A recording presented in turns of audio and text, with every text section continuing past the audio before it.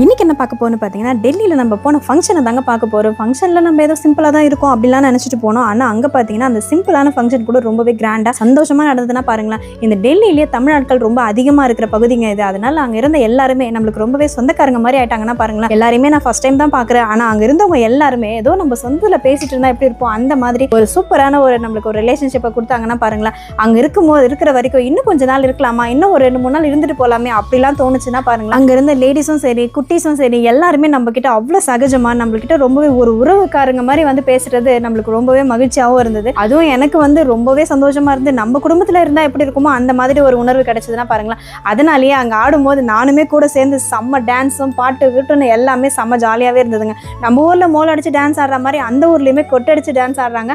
அது இன்னுமே ஒரு சூப்பரான ஒரு அனுபவத்தை எனக்கு கொடுத்தது. நான் மட்டும் இல்லைங்க, என் குழந்தைங்களுக்குமே செம்மையா என்ஜாய் பண்ணாங்க. ஃபங்க்ஷன் பொண்ணுமே எங்க கூட வந்து டான்ஸ் ஆட ஆரம்பிச்சிட்டாங்கன்னா பாருங்களேன், அந்த அளவுக்கு செம்ம ஜாலியாக என்ஜாய் பண்ணோம். நீங்கள் கூட இந்த மாதிரி எங்கேயாவது போய் ஒரு புது அனுபவத்தையோ ஒரு புது உறவை சம்பாரிச்சிருந்தீங்கன்னா வீடியோக்கு லைக் பண்ணிட்டு அப்படியே சப்ஸ்கிரைப் பண்ணாதவங்க சப்ஸ்கிரைப் பண்ணிடுங்க. தேங்க்யூ, பாய்.